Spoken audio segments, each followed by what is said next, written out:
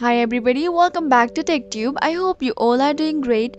So in today's episode, I'm gonna guide you on how you can change background in Bigo Live. And so to do that, go ahead and open up Bigo Live application and you'll be appear with the user interface or the homepage of Bigo.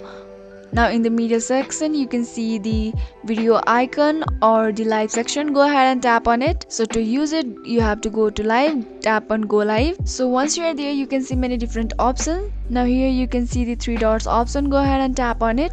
So here are different options available like beauty, magic, mirror, flip, SD, sticker, PC and many more. So to change the background what you have to do is tap on magic and here are different marks that you can use. You look so funny. So in order to change the background you can choose on background and here are some options available.